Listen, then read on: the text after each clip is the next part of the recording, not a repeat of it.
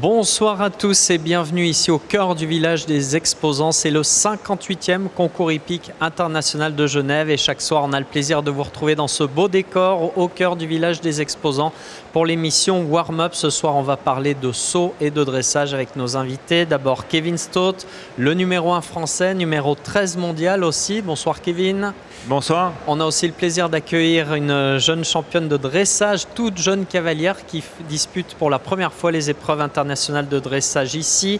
Elle a 22 ans seulement, Estelle Wettstein. Bonsoir Estelle. Bonsoir. Et enfin un habitué, un visage, la voix du concours, Alban Poudret, directeur sportif. Bonsoir Alban.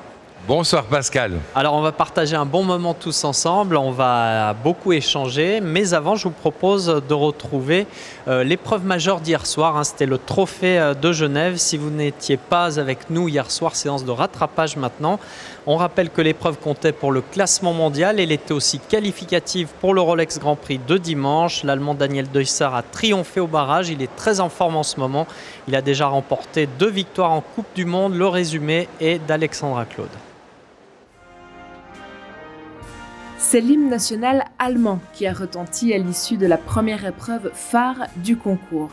Très en forme en ce moment, Daniel Deusser, associé à Callisto Blue, s'est imposé au terme d'un barrage palpitant.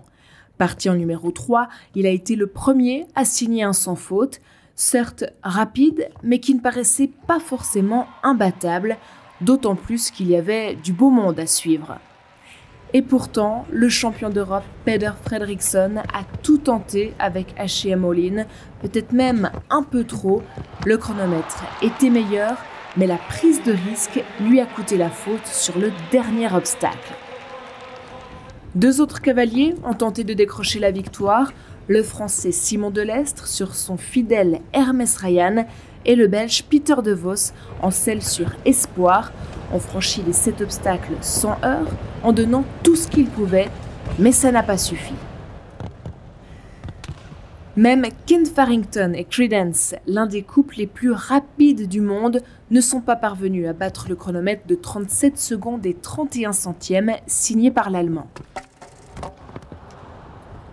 Au final, dans le trio de tête de ce trophée de Genève, on trouvait aux côtés du vainqueur Daniel Deusser, le Belge Pieter de Vos et le Français Simon Delestre. Yeah, of course, when the time is really short and you're forced to go fast, sooner or later all the horses get a little bit flat and get a little bit open, and then you have to try as a rider to collect them again, and possibly do 1 stride more here and there. In my first round, I couldn't get the 7 strides from number 1 to number 2, and then I knew that the time would be really short for me. So I left 1 stride out to the last fence, and I was just in time. So in that case, I was a little bit lucky there. 24 tickets pour le Rolex Grand Prix de dimanche étaient à décrocher dans cette épreuve, en plus des 8 préqualifiés dont font partie Steve Gerda et Martin Fuchs. Dans le reste du camp suisse, Barbara Schnipper est parvenue à obtenir sa place, mais d'autres vont encore devoir se qualifier dans la Coupe de Genève de samedi, comme Romain Duguay, Alain Youffer ou encore Pius Schwitzer.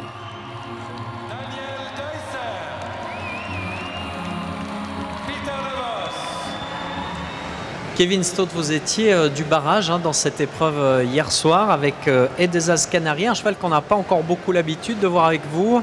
Vous étiez 9e de ce trophée de Genève. Un cheval prometteur, un Canari finalement. Il est encore jeune, il doit encore gagner en expérience, c'est ça? Oui, tout à fait. Je suis déjà très content du résultat d'hier parce qu'il me qualifie pour le Grand Prix Rolex de dimanche. C'est un cheval avec lequel je participais à mon deuxième concours. C'est un grand cheval qui avait l'habitude des grandes pistes extérieures, donc c'est sûr que j'ai choisi Genève pour essayer de le mettre pour la première fois avec moi sur des épreuves de ce niveau. C'est toujours une épreuve qui est très difficile, on a vu du grand sport et je pense que la hiérarchie du barrage a été respectée et on voit que des couples moins aguerris comme Canary et moi, on avait moins de chances de pouvoir conclure très rapidement ce barrage. Ça, c'est aussi tout ce travail de préparation de la relève. Derrière, par exemple, Rêveur de Hurtebise, qu'on a l'habitude de voir avec vous. Il y a tout ce travail. Quand on est cavalier, il faut assurer la relève, travailler les plus jeunes pour rester au top niveau et surtout durer. Oui, bien sûr. Le haut niveau est très, très exigeant. Je pense qu'il y a des cavaliers qui ont toujours cette perspective de préparer l'avenir pour justement être en permanence présent dans le haut niveau. Moi j'avais pris un peu de retard parce que c'est vrai que pendant des années je me suis concentré sur un autre cheval qui était expérimenté mais avec un certain âge et aujourd'hui je me penche aussi comme la plupart sur la relève et essayer de reformer de nouveaux chevaux et d'être le plus performant possible. Et ça marche puisque vous êtes 13e mondial, on le rappelle, vous échappez d'un rien au top 10, on y reviendra tout à l'heure, mais aussi 5e du classement général de la Coupe du Monde en salle, là où vous avez, j'imagine, des ambitions pour la finale qui aura lieu à Göteborg en avril 2019. Oui, tout à fait, le circuit Coupe du Monde est un circuit que j'apprécie. C'est une longue saison hivernale, enfin en tout cas qui est de plus en plus longue, qui commence tôt et qui termine assez tard, donc il vaut mieux se trouver confortable avec ce type de concours. Maintenant, voilà, le classement mondial, je continue de reculer, mais je m'acharne, je vais persister pour essayer de me maintenir. Justement, c'est une bataille de tous les jours pour rester. Il y a cette saison en salle, il y a la saison extérieure, il faut aussi avoir un bon piquet de chevaux.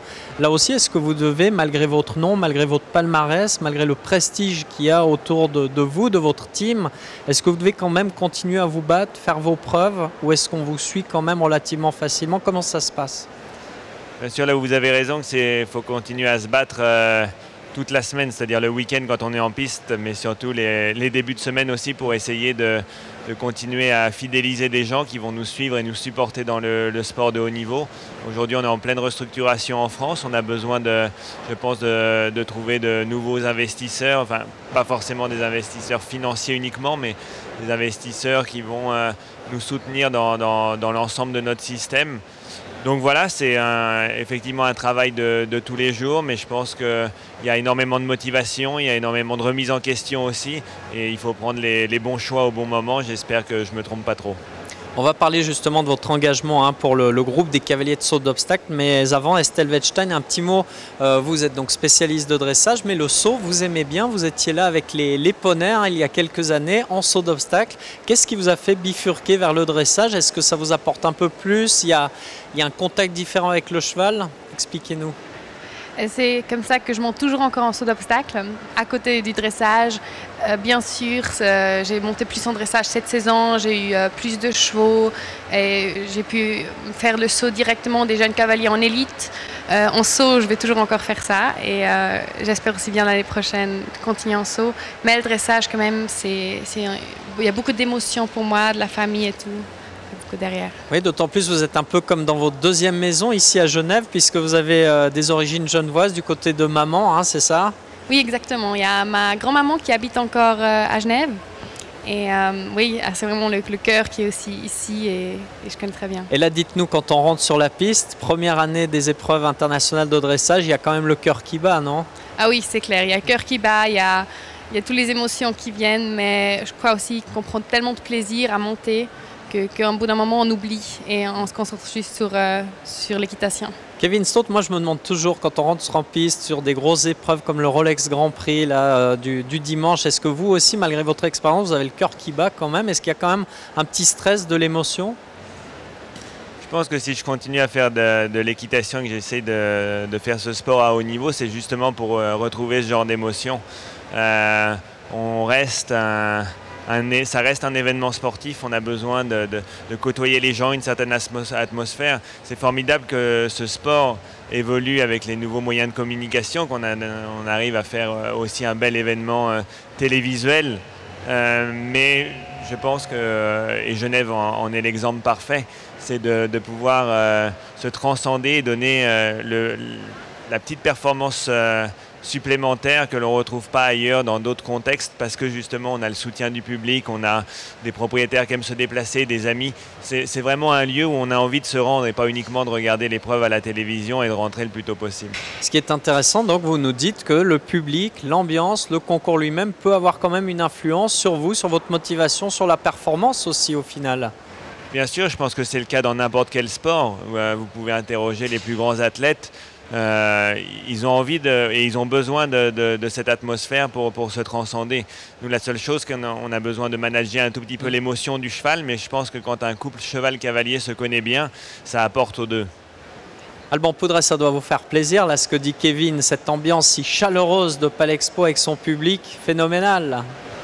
Oui, bien sûr, parce que c'est vraiment un concours qui a une âme et je crois qu'on sent cette passion un peu partout et on est heureux quand les cavaliers y sont sensibles. Et c'est vrai que ça fait très plaisir, surtout venant de la part de quelqu'un comme Kevin qui compare beaucoup, qui étudie, qui réfléchit. Donc on écoute toujours aussi ses bons conseils. C'est quelqu'un de très investi, hein, Kevin. On va aussi évoquer l'actualité du jour. C'est l'Assemblée générale du Club des cavaliers de saut d'obstacle dont vous êtes le président. Aujourd'hui, quel est le combat que vous menez depuis un peu plus d'une année? Expliquez au grand public qu'est-ce qui se passe un peu dans les coulisses parce que vous battez pour défendre le sport, pour défendre les cavaliers. Oui, bien sûr. Quand on est français aujourd'hui, je vais essayer de ne pas utiliser le mot combat ou avec l'actualité en France, mais plus quelque chose de pacifique. On essaye vraiment de se structurer. Ce n'est pas parce que ça fait 12 mois que je suis président, mais j'ai travaillé dans le board de l'IJRC depuis déjà pas mal de temps. On arrive à suivre l'évolution de ce sport. C'est magnifique. Moi, je suis un témoin de la manière dont les concours évoluent, dont les sponsors soutiennent au maximum ces manifestations équestres. Donc on est dans l'âge d'or quand même de notre sport. C'est vraiment extraordinaire, mais il faut également canaliser un tout petit peu les débordements qu'il pourrait y avoir et essayer, encore une fois, la lutte, excusez-moi du terme, mais elle est simple, c'est d'essayer de permettre à chacun qui le mérite de pouvoir participer aux épreuves, aux compétitions. Donc on essaye vraiment déjà de s'améliorer dans la communication, d'essayer de prévenir et d'informer tous les cavaliers membres du club de ce qui se passe, du travail que l'on essaye de faire et ensuite une communication externe pour également montrer qu'on n'est pas contre tel ou tel circuit, mais au contraire on essaye de défendre un circuit élite avec quelques cavaliers où vous pouvez au hasard interroger n'importe quel cavalier, les mêmes noms de concours ressortiront et je pense que c'est le plus important, c'est de pouvoir donner l'opportunité aujourd'hui à un enfant qui commence à monter à poney de continuer à rêver de participer à Aix-la-Chapelle, à Genève ou à tous ces plus grands concours et pas de se dire que de toute façon la porte sera fermée, donc choisir une autre voie.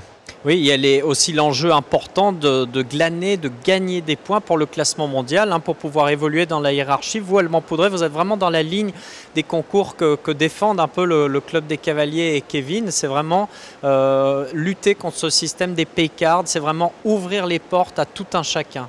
Absolument, c'est très important. Vraiment que l'on ouvre les portes aux talents, pas seulement aux jeunes, mais aux couples qui progressent, qui montent, et que ce soit vraiment le talent et le sport qui décident de qui monte, surtout dans les plus beaux concours. Et donc, effectivement, il y a des circuits qui ont trop un système basé sur le business et l'argent. Et il est très important qu'il reste des concours comme le nôtre, où il n'y a jamais de pécarde, où tout est ouvert et où on veut vraiment essayer d'offrir ce sport à tous ceux qui le méritent. C'est très très important, on a un sport olympique, on a une vraie responsabilité. Mais aujourd'hui, Kevin Stott, est-ce que vous avez du poids avec ce club des cavaliers ou est-ce que des fois vous vous dites mais on a l'impression de lutter contre plus fort que nous?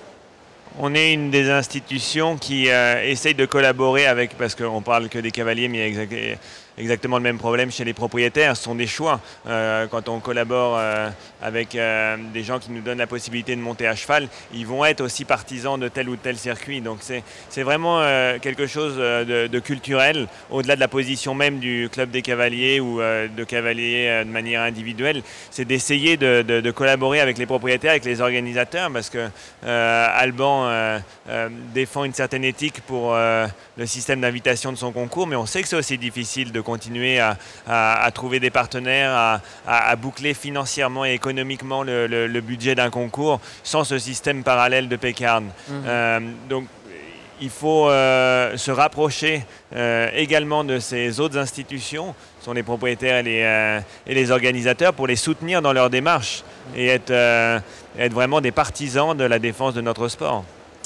Vous restez avec nous, on continue d'échanger avec vous. Tout à l'heure, on va parler de dressage maintenant. On va avoir le plaisir d'écouter la reine du dressage, la reine mondiale. Elle vient de décrocher un nouveau titre mondial, c'est bien sûr Isabelle Werth, l'allemande. Son interview avec Anoushka Gerber et puis on vous fera réagir à Estelle Wettstein. It's always a great show, not only for the jumpers, for us as well. It's very nice to have dressage here, and we hope that we can keep it. And it's happy to come back in 3 years, I think. We are in the program, and it's just amazing show. So everybody knows that there's huge facilities. It's best conditions for horses, grooms, and for the riders. We are really happy to be here. Until yesterday, you had never been second in a class. You won all the classes here. What happened? Because you did a nice curve. You never can win all the time, and it's nothing worse. It's just with a few mistakes, and Emilia was a bit tense, and so I was not unhappy. I was quite pleased because it's not easy here with the atmosphere, and he became a bit insecure in the middle of this year. So now step by step he gets his confidence back during the competition. So it was okay. I had a few mistakes, but nothing really bad. And so I'm looking forward for the freestyle this evening. What do you do to keep at the top level, to modernize your riding, to be competitive all the time? First of all, it depends on the horses. You need top horses. I'm in a really comfortable situation with three top Grand Prix horses. Of course, you have to stay open-minded and see what's wrong, what you have to correct, what you have to improve.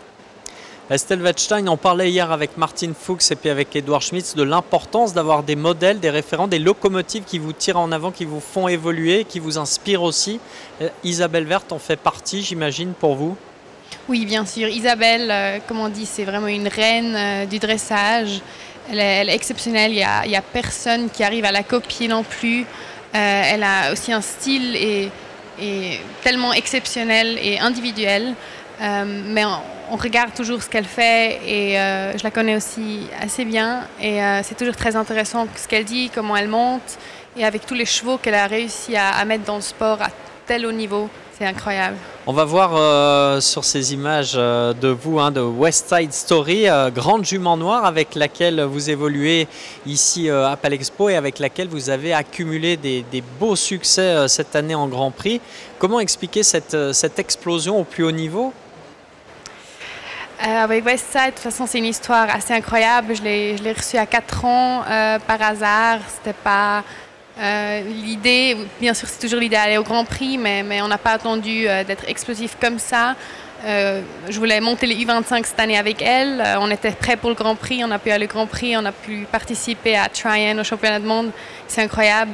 Mais je crois que la jument, elle a un esprit tellement positif et elle veut.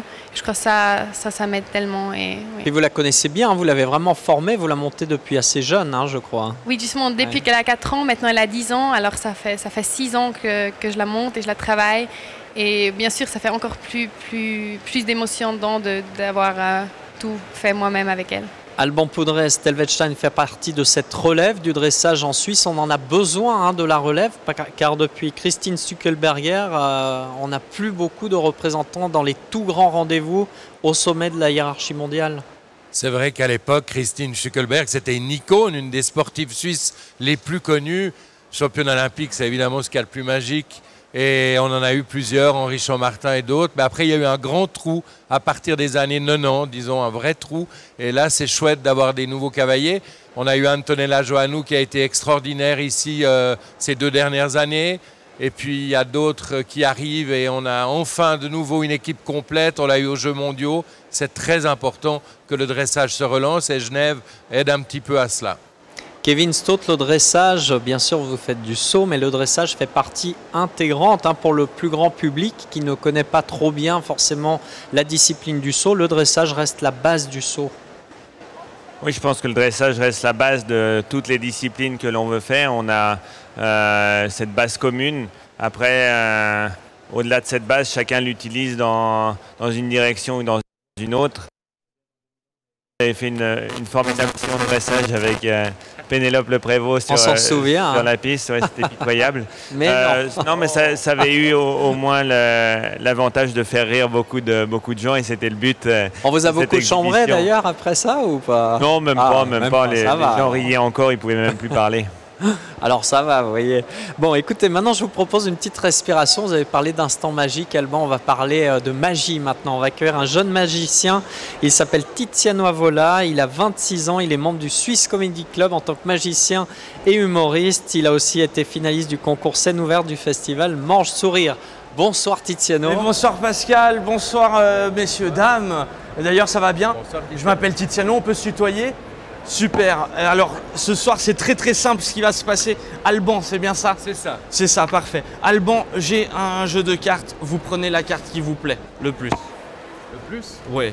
Au hasard. Vous ne me la montrez pas. Vous la signez avec ce stylo. D'accord? Vous pouvez même me rendre le stylo d'ailleurs et montrer la carte signée à tout le monde et à la caméra. Alban a cette caméra là, la caméra là, de côté, voilà. Est-ce que vous avez vu la carte? Est-ce que vous avez vu la carte? Ils ont vu la carte? J'attends de voir à la caméra si je la vois. Ou alors face à toi, voilà. Alban.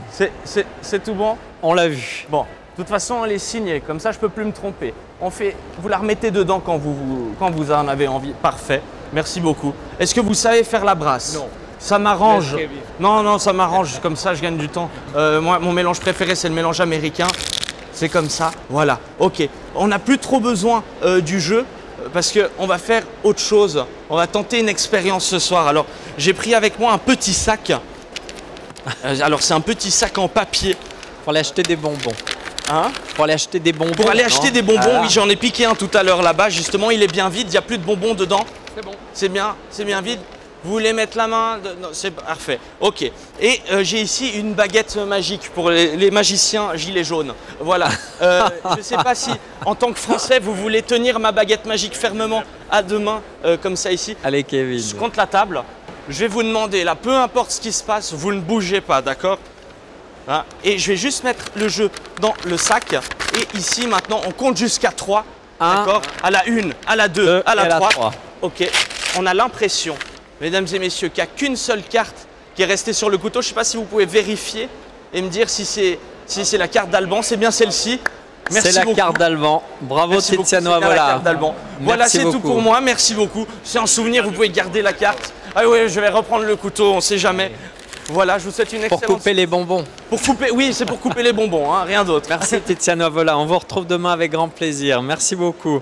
Alors, où que vous alliez ici à Palais Expo, où que vous regardiez, vous voyez plein de belles choses. La preuve sur ce plateau, vous regardez, il y a des arbres de Noël, il y a des décorations, plein de belles choses. Alexandra Claude, en solo avec sa caméra au point, est allée justement à la rencontre de ceux qui décorent le concours, mais aussi l'équipe de la piste dans son reportage que voici.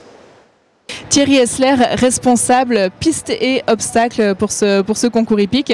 Alors Thierry, dis-nous déjà un petit peu combien de matériel vous avez pour ce concours? Alors, à nous au concours, on a un petit peu de matériel, c'est-à-dire on a de quoi faire une dizaine d'obstacles qui sont des obstacles neutres, sans publicité. Après viennent les sponsors avec leurs obstacles.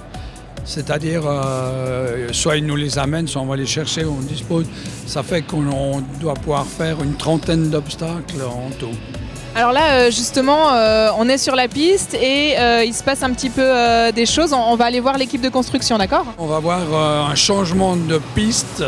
Là, il n'y a pas une vraie construction. On modifie un petit peu les obstacles qui sont en place. On va relever le niveau. Alors, on va chercher le chef de piste qui est Gérard Lachin. Où est-ce qu'il se cache, Gérard? Où est-ce qu'il se cache?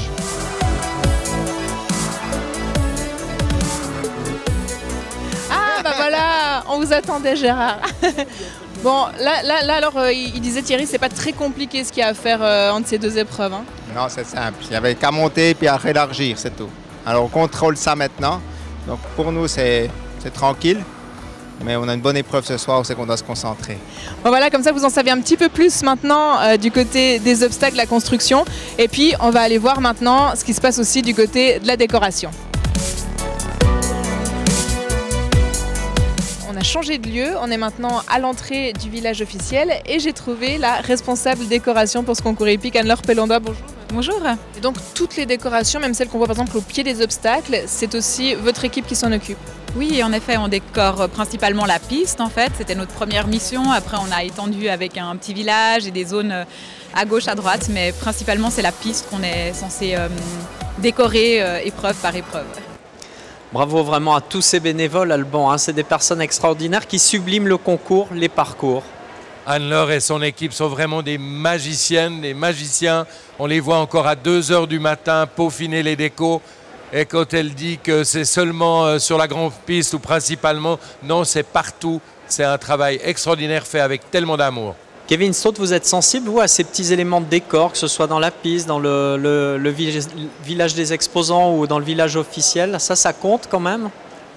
Oui, bien sûr, je suis arrivé mercredi soir assez tard et j'ai tout de suite félicité Alban rien que sur l'accueil, la petite place au niveau des accréditations et là où on engage, on récupère les start lists et vraiment aménagé avec cette ambiance de Noël. Et non, je suis très sensible évidemment, c'est énormément d'efforts d'arriver sur la piste principale, arriver à la décorer de telle manière quand on a des timings super serrés pour monter une piste, changer la discipline. Donc voilà, les chevaux, ils sont très sensibles aussi. Une fois qu'ils sont dans leur parcours, ça va, mais quand ils rentrent en piste, ils regardent un peu ces étoiles, ces boules autour des obstacles. Mais c'est ce qui fait le charme et la beauté de ce concours ici à Palexpo. Alors honneur maintenant aux cavaliers régionaux qui disputent chaque matin ici sur la plus belle piste indoor du monde, les épreuves du Jockey Club, club de soutien au concours. Chaque jour, on tend notre micro à la lauréate du jour. Ce matin, c'est Emma Baudier qui s'est imposée avec Rumba de Saint-Val. Elle a signé le meilleur chrono pour devancer Jessica Hélène et Katia Palumbo. Anouchka Gerber l'a rencontrée à sa sortie de piste. On l'écoute. Emma Baudier et Rumba de Saint-Val. C'est la première fois que je viens monter à Genève. C'est grâce à Eugénie Dunant qui m'a, on va dire, donné sa place pour ce week-end. Et donc j'ai pu participer à cette super épreuve. J'étais jamais venue en fait à Genève. Et donc qu'est-ce que vous pensez de ce concours? C'est génial. On m'avait dit que c'était un des plus beaux concours du monde et c'est vrai que la piste est extraordinaire. J'ai déjà monté pas mal de beaux concours, mais ici c'est encore plus grand, c'est génial, vraiment c'est une super piste. Et qu'est-ce que vous faites dans la vie? Est-ce que devenir cavalière professionnelle serait un objectif? C'est vrai qu'on en a déjà discuté avec mes parents. Là, je suis en terminale par correspondance. Je fais énormément de cheval, mais j'ai commencé il n'y a que 4 ans. Donc, professionnel, c'est un peu difficile.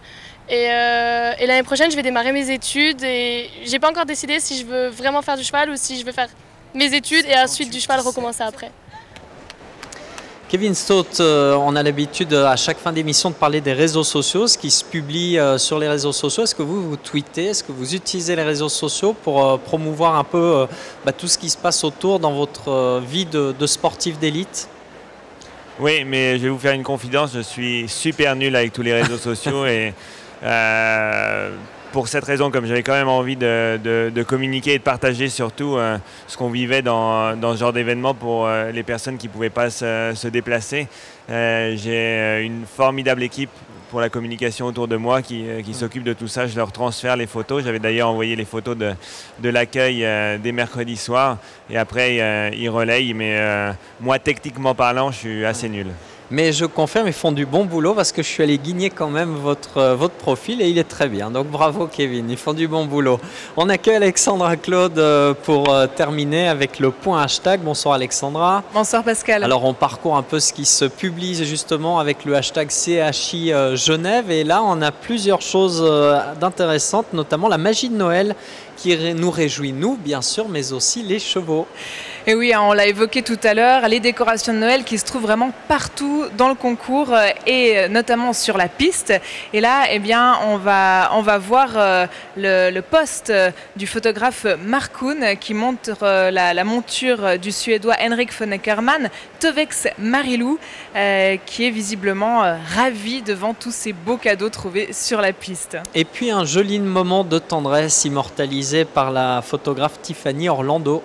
Deux chevaux stars, hein, on peut le dire, qui sont sortis un petit moment des halles de Palexpo pour une petite promenade et ils en ont profité pour un moment bisou. C'est le cheval de Martin Fuchs, Clooney, ainsi que celui du néerlandais Jeroen Dubbeldam, Zénith. Et puis des bisous, il en distribue beaucoup. Dags, c'est la mascotte du concours hippique international de Genève qui fait toujours des heureux, Alexandra. Oui, des heureux petits et grands. Là, en l'occurrence, une toute petite, toute jeune fille, Marissa, qui est dans les bras de sa maman Caroline avec son papa. Et ça nous donne l'occasion de vous parler justement de ses parents qui ont créé l'association Un miracle pour Marissa. Le but pour eux, c'est de trouver un traitement pour lutter contre la maladie dégénérative de Zellweger, pour l'instant incurable et dont leur petite fille justement est atteinte. Donc n'hésitez surtout pas à aller leur rendre visite sur leur stand qui se trouve dans le village des exposants justement. Bien sûr, et on termine Alexandra par un petit clin d'œil à la finale du Top 10 qui a lieu ce soir. Et oui, la photo officielle, la fameuse avec les 10 finalistes qui se trouvaient hier tous réunis dans l'espace Rolex. Alors 2 Suisses en lice, hein, on ne le répétera jamais assez, Steve Gerda et Martin Fuchs. On se réjouit bien sûr de les voir tout à l'heure. Kevin Stott, la question qui tue, pronostic pour le Top 10 de ce soir. Martin. Ah, Martin Fuchs qui participe à sa première finale. Oui, mais justement, il est super motivé. Il y a eu des paris d'ailleurs lancés dans les écuries par les grooms et j'ai parié sur Martin. Ah, intéressant. On va voir demain si vous gagnez le pari alors. Et regardez qui c'est qui nous rend visite là, c'est Dags. En tout cas, merci beaucoup Kevin Stott, merci Estelle Wettstein, Alban Poudret. On va vibrer le Top 10 ce soir, c'est à 19h45. On vous remercie tous de nous avoir suivis. On se réjouit de vous retrouver demain. Demain au programme, on aura le plaisir de recevoir le jeune champion suisse élite en titre Brian Balziger. Il y aura aussi le meneur valaisan, Jérôme Wouta, avec son fans club valaisan. Ils viendront sûrement nous dire bonjour. Et puis une note de glamour avec Miss et Mister Suisse Romande 2018. Alors soyez au rendez-vous. À demain. Excellente soirée.